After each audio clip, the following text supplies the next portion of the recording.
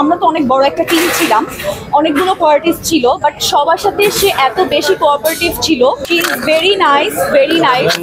এটা first time যে সে Bangladeshi cinema করছে। আমি আমার স্ক্রিপ্টটা পাই, ওটা টোটালি হচ্ছে একটা হিন্দি স্ক্রিপ্ট ছিল। বলিউডের যারাই ছিল, যে আর্টিস্টগুলোই ছিল, সবাই খুব ভালো দেখার মতো মনে হয়েছে যে না, ভালোই লাগছে আর কি। আর দর্শকেরও হচ্ছে যে অ্যাপ্রিসিয়েটটা ছিল আমার প্রতি, আমার ক্যারেক্টারটা নিয়ে অডিয়েন্সও খুব অ্যাপ্রিসিয়েশন। তাহলে কি জন্য আনলাম? রাগ হচ্ছে না নিজের উপরেই? কেন? এই যে একটা নেগেটিভ ক্যারেক্টার দেখার পর হচ্ছে কি করছি না, আমি আর্টিস্ট, তো আমাকে যে কোনো ক্যারেক্টারেই হচ্ছে মানে ওন করতে হবে। আমি যে কোনো ক্যারেক্টার প্লে করতে পারি। দর্শক হিসেবে রাগ হয় না? আমি আসলে এখনো আর্টিস্ট হিসেবেই আছি, দরদ থেকে বের হতে পারি নাই। কিন্তু শাকিব ভাই আমাদের মেগা স্টার, সুপারস্টার, তো ওই জায়গা থেকে উনি অনেক সিনিয়র আর্টিস্ট, বাংলা ইন্ডাস্ট্রিতে অনেক দিন যাবত কাজ করছে, ওনার এক্সপিরিয়েন্সও অনেক অনেক বেশি।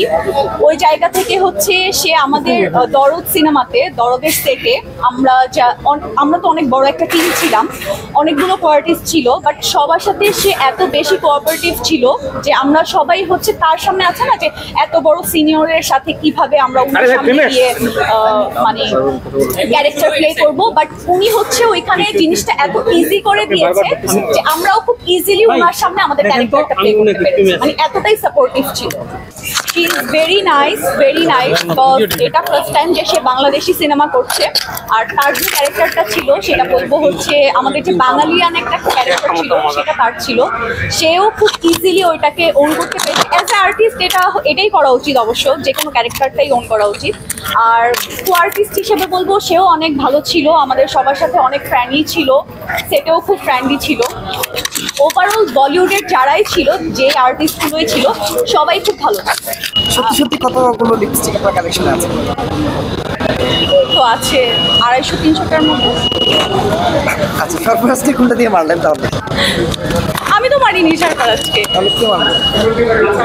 এটা বলবো যে আমরা যেহেতু হিন্দি ল্যাঙ্গুয়েজটা আমাদের বাংলাদেশে মোটামুটি সবারই নোন একটা ল্যাঙ্গুয়েজ, এটা আমরা কম বেশি সবাই জানি।